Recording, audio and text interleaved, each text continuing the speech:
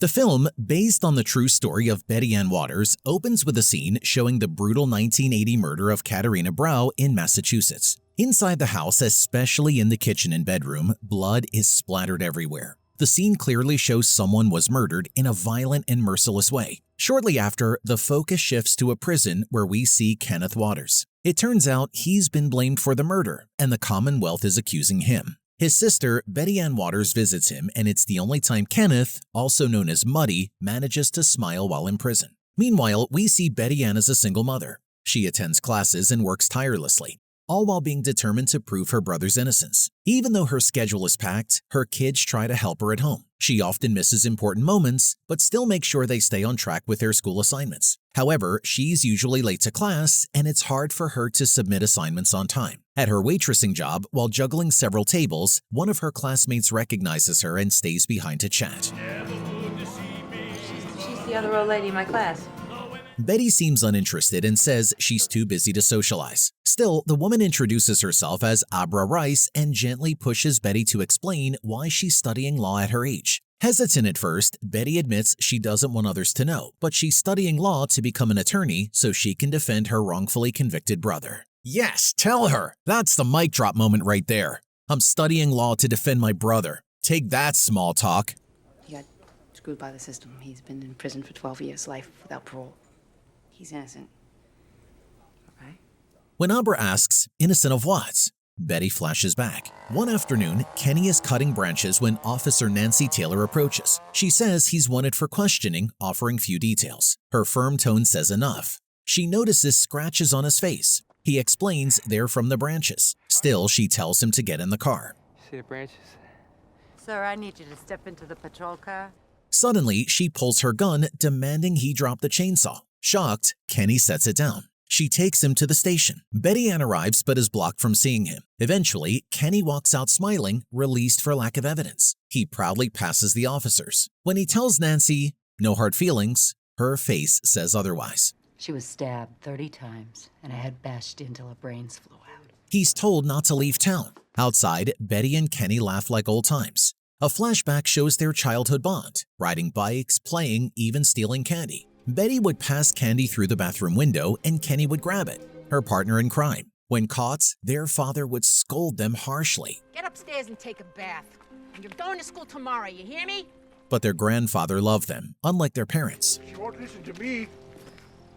You know. Elizabeth, get back here. They're your kids.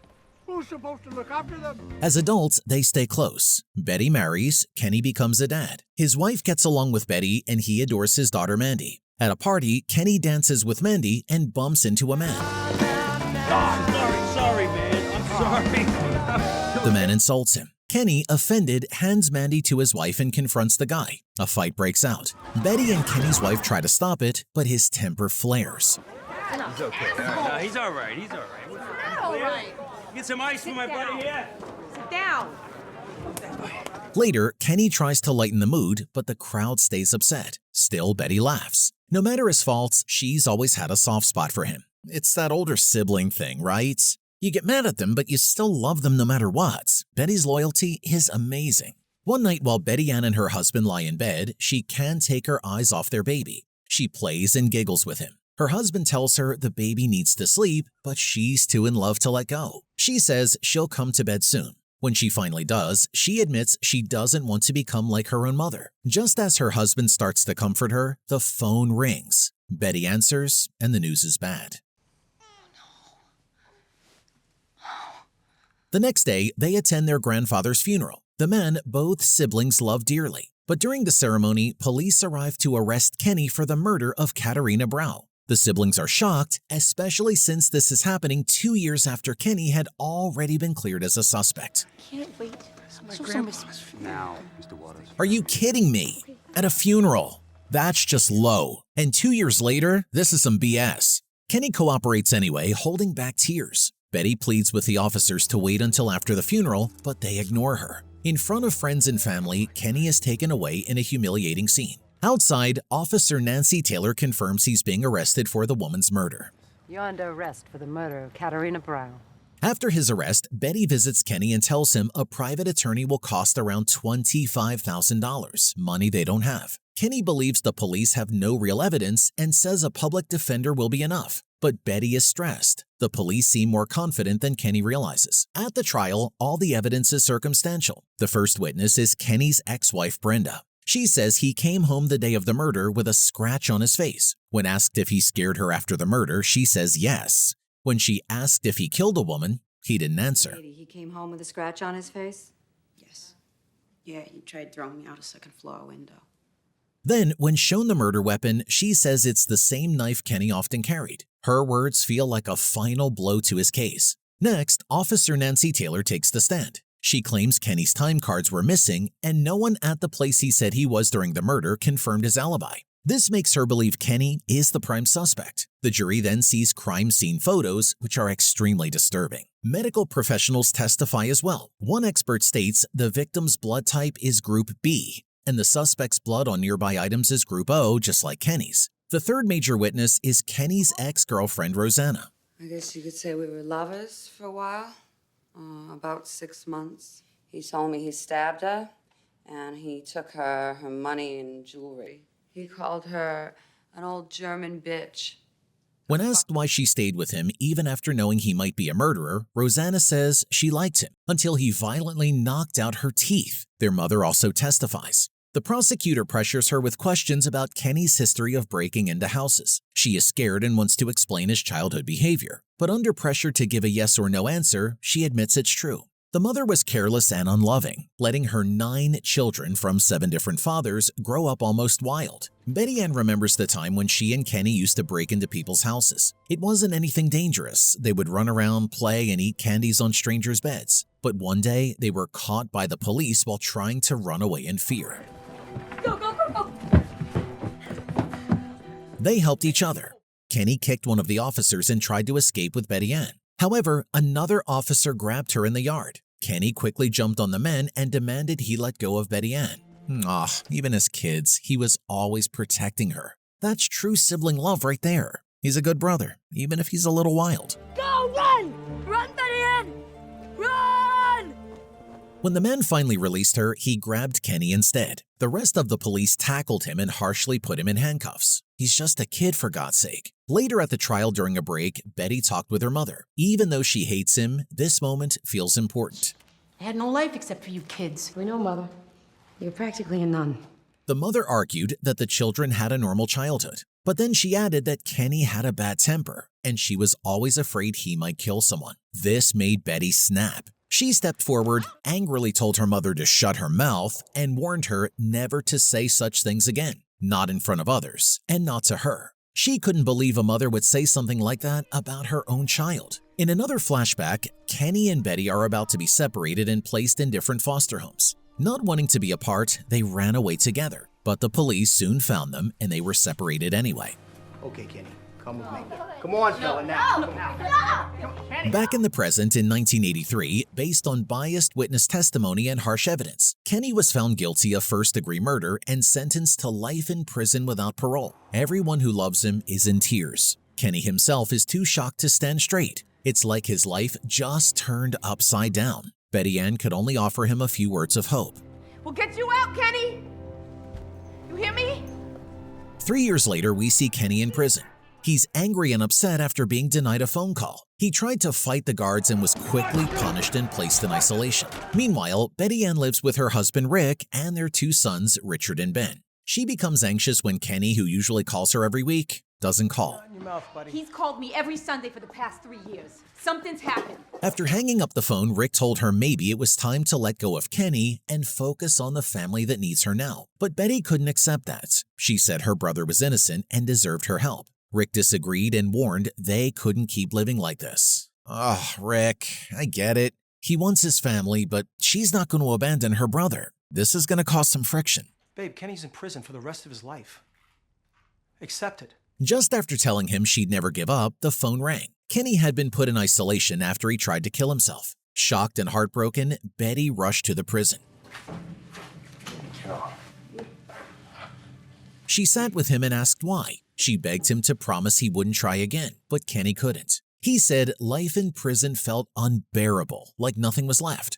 Holding back tears, Betty said they could appeal to the Supreme Court. There's still the Supreme Court. Supreme Court ain't gonna fucking hear this case. I'm fucked. She mentioned taking a loan to hire a lawyer, but Kenny had no faith. No lawyer would care about someone like him. It would be a waste. Betty insisted he was innocent. Kenny asks, "Are you sure I am?"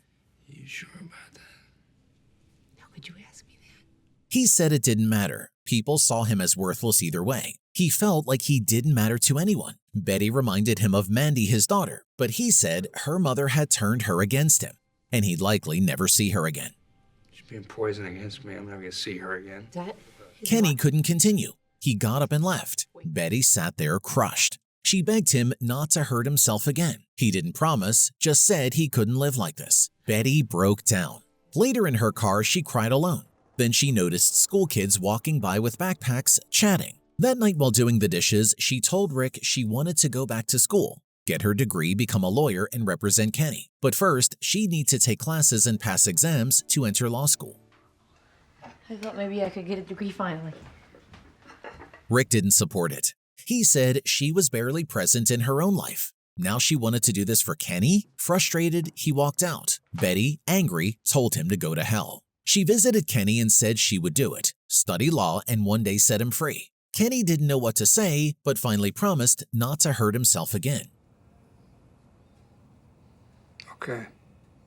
Betty began her classes. She and Rick split. Now a single mom, she tried balancing motherhood, sisterhood, and law school. Her kids, especially Richard, were upset when she missed an important event. Months passed. She visited Kenny. He seemed happier. He had new tattoos, a fresh look, and pride in her. This is dedication right here.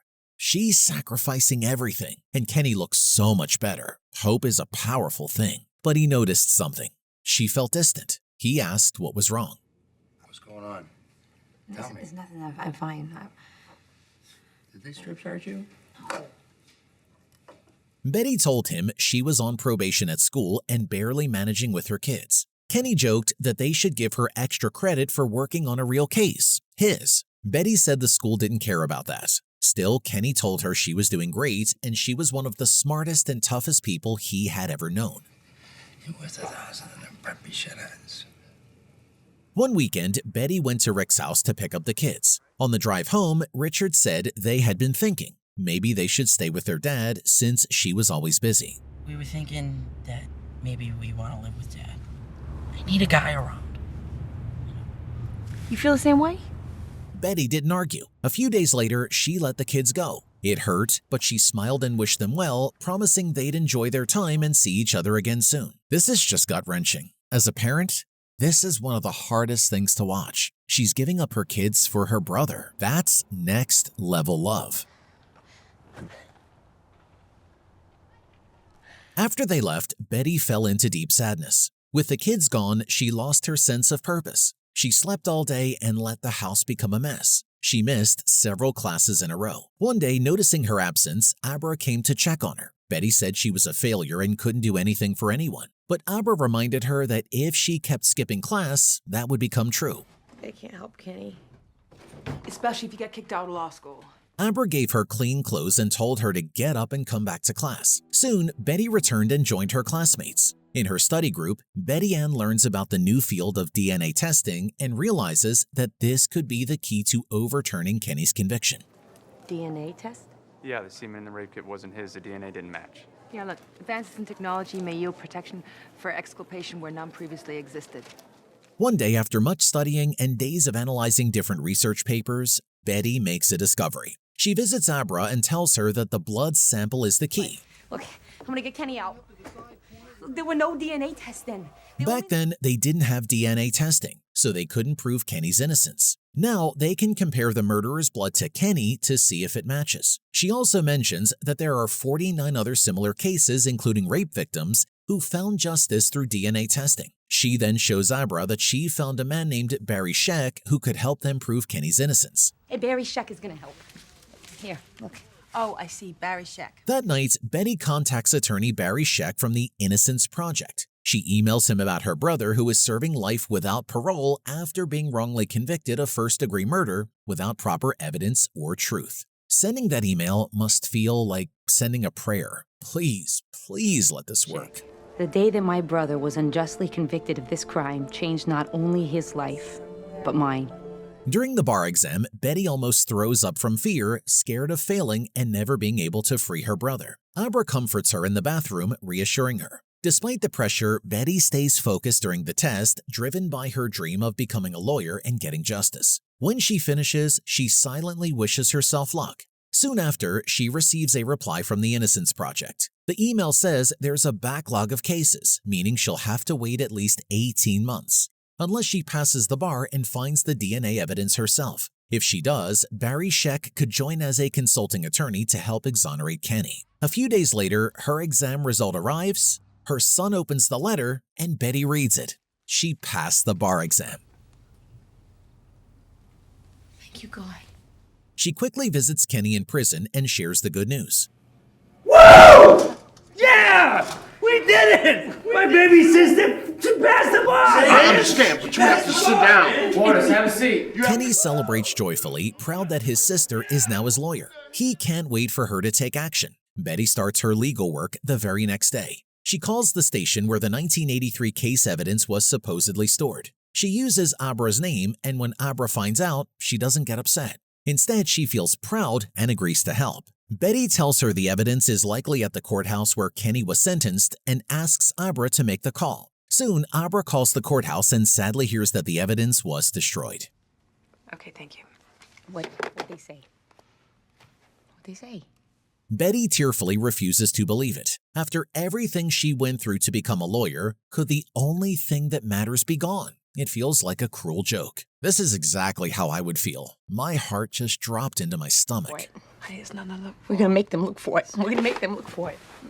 Still determined, the two of them sit at a bar that afternoon, making endless calls and asking everyone they can think of to look for the 1983 evidence box. And she checked every single box in that basement. Ask for the supervisor. Okay, well, thanks for looking. Although Betty keeps trying, she's now facing a dead end. At dinner, Abra gives up and says they've searched everywhere and talked to everyone. But Betty's gut tells her that the evidence is still out there, probably sitting forgotten in some storeroom. Then Abra makes a hurtful comment. What if the DNA actually matches Kenny's? This upsets Betty and she tells Abra to leave. Abra walks out while Betty stays firm in her belief. The next day, Betty drives for hours to her old hometown where Kenny had been arrested, released, and arrested again. The police station is still the same. Betty goes in, once again introducing herself as Attorney Abra. The officer tells her nothing has changed. The evidence was destroyed under Massachusetts' 10-year evidence disposal law. While they talk, a man who knew her from years ago recognizes her and calls her by her real name, Betty Ann Waters. She explains she's Kenny's attorney now. He's impressed by her dedication. He shows her the only evidence left from 1983. Sadly, she leaves the storeroom disappointed. When he asks how Kenny is doing, she simply says, not so great. I gotta tell you, even with what he did. He didn't do it. Soon after, she visits Nancy Taylor at her workplace. Betty confronts her about being removed from the police force, hinting it might be because she was exposed as a dirty cop. But Nancy denies everything and claims she always did her job truthfully. Ah, Nancy Taylor, the villain of the piece. You know she's lying. You just know it. Truth is, they never got over me solving the Brown murder. Nancy still insists Kenny killed that woman. Betty has no words. She just stares in disappointment. Later that night, Betty goes to Abra's house. Her boyfriend answers the door and wakes Abra up. When they sit down to talk, Betty apologizes for kicking her out. Abra forgives her and they fall back into their friendly joking. Soon, Abra asks how long it'll take Betty to actually look like a lawyer. The next day, the two head to the courthouse where Kenny was last sentenced, dressed like experienced attorneys. Hi, I'm Attorney Abra Rice. This is my associate. I'd like to talk to Mrs. Halloran. A man leads them to Mrs. Halloran. Betty explains they're searching for case evidence to free her brother. She tells her how she became a lawyer just to help him. The elderly woman sympathizes deeply. Though she's supposed to repeat the usual bad news, that the evidence is destroyed, she agrees to check one more time because of Betty's sincere approach. The woman leaves and the duo waits anxiously. Betty is restless, hoping for a miracle. After about 30 minutes, the woman returns with a man carrying a single box labeled Waters. It's the only one she could find related to the case. Betty and Abra are stunned. The evidence wasn't destroyed. Betty is speechless. She goes through the contents quickly. There's everything. Pictures, the murder weapon, and blood samples from the victim, the killer, and Kenny. She's thrilled, especially because now they can prove the killer's blood doesn't match Kenny's, even if they're both blood type O. Betty asks the woman to file a motion to preserve the evidence, but the woman says the office is closed and she can do it tomorrow. Betty wraps papers around the evidence box, writes her name on it, and marks it clearly, "Do not destroy." As they leave the office, Betty and Abra scream with joy. Their hard work is finally paying off. Yes! Scream it from the rooftops! Do not destroy is going to be my new life motto. Meanwhile, Kenny remains in prison, spending his days playing ball with cellmates and hoping Betty will save him. At home, Betty gets a call from Barry Scheck, who praises her for finding the evidence. She's thrilled and says Kenny expects to be released tomorrow. But Barry reminds her that the system resists admitting mistakes, especially with new DA Martha Coakley in office. It would take months to prove Kenny's innocence. Betty knows Kenny won't want to wait, but she agrees. Thank you, Barry. Thank you so much for calling. On her next visit, Kenny looks pale and low. When she talks to him, he refuses the blood test to match the new evidence. What were you thinking? Why wouldn't you just take the test? Betty is furious. She can't believe he'd reject a chance at freedom. She pushes him to change his mind, but Kenny says the test might come back positive. Even if it helps, he fears they'll find another reason to keep him locked up. Angry and frustrated, Betty threatens to kill him if he backs down. Later, she calls Barry to ask if the DNA test has started. It hasn't. It takes 6 months to approve the testing, 5 to decide how to test it, and now they're doing nothing? That's what you're telling me? Betty, fed up with delays, urges Barry to speed things up. She wants the test done immediately so Kenny can finally be free. Jesus, Barry, this is beyond interns. It's just going to take some more time. Abra tells her not to be mad. Barry is trying to help. Later, Betty visits the lab herself, demanding the DNA be sent for testing that day. On the verge of breaking down, she insists they don't delay. The doctor tells her to leave her name and number and walks away. The next day, as Betty and her sons prepare for a ski trip, her youngest finds an email on her desk. It's the DNA result. He's innocent. What? Uncle Kenny's innocent. It wasn't his DNA.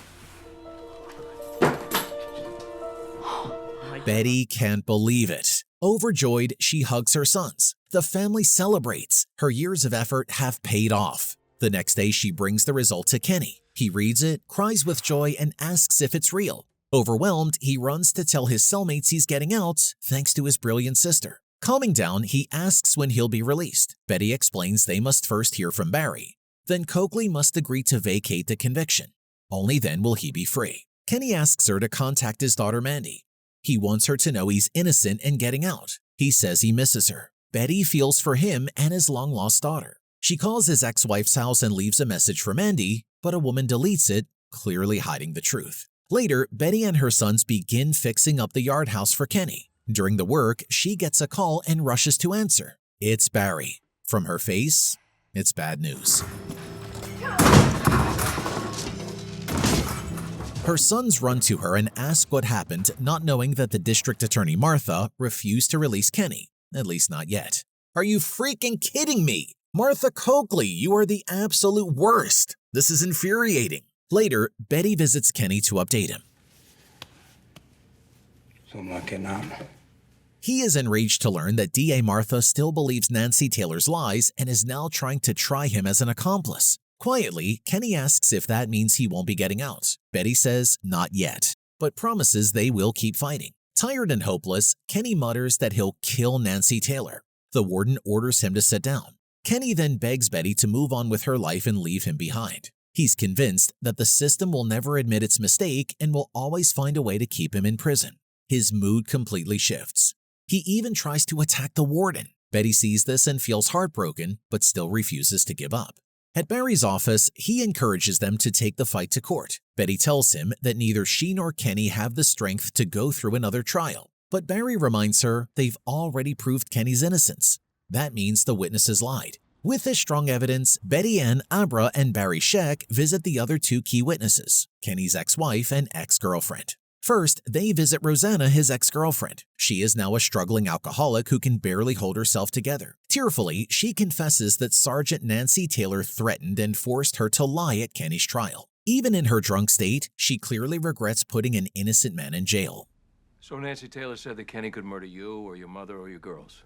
Yeah, she did. That's exactly right. But moments later, she changes her mind. When they confirm that she would have to testify and go against her previous statement from 1983, she refuses, afraid to put herself at risk. No! She changed her mind. This is like The Shawshank Redemption, but with more bureaucracy. Betty Ann goes to Mandy's house and finally finds her. Now an adult, Mandy refuses to talk about her father and ignores Betty. But Betty follows her to work, pleading for a moment to explain. She tells Mandy everything. That Kenny could be released if her mother tells the truth. They're not gonna let him out without new evidence. Why not? She adds that Kenny wrote Mandy weekly for 18 years, but her mother hid the letters. Mandy starts to believe he may be innocent. Though she can't control her mother, she promises to try convincing herself to testify. If Massachusetts had the death penalty, your father'd be dead by now. Soon, Kenny's ex-wife admits Nancy Taylor threatened her too. She lied in court to protect her life. Gently but clearly, she confesses. The team gets her to sign a statement. She hesitates, but Mandy persuades her, standing by her father. Sign it, Ma. With her statement and the DNA results, the case unravels. Witnesses lied and Kenny is innocent. His conviction is vacated. In June 2001, after 18 years, Kenny is freed. Kenneth Waters, you're free to go. He hugs Betty, speechless, full of love for the sister who saved him. Outside, reporters flood him with questions. He says how free he feels despite the lost years. Mandy watches from afar. Kenny doesn't recognize her. Betty points, that's Mandy. He walks over and gives her a long emotional hug. In tears, Mandy says she believed he was evil, a killer. She apologizes. Kenny tells her it's only a part of her life, not all of it. The family leaves together in a limo, finally reunited. The next morning, Betty wakes early. Everyone's asleep, except Kenny, who's outside breathing the air of freedom. Betty joins him. They're finally together. No more foster homes, no more prison. They reflect on childhood and hope to grow old as close as they are now. The epilogue says that 8 years later, Betty Ann won a civil settlement from the city of Ayer. Nancy Taylor couldn't be charged. The statute of limitations had expired. Katerina Brau's true killer was never found. The film ends with a real photo of Kenny and Betty Ann Waters. A happy ending finally. But Nancy Taylor's not getting charged? And the real killer's still out there? That's BS. But at least Kenny is free. What an incredible story. I'm emotionally drained, but so moved.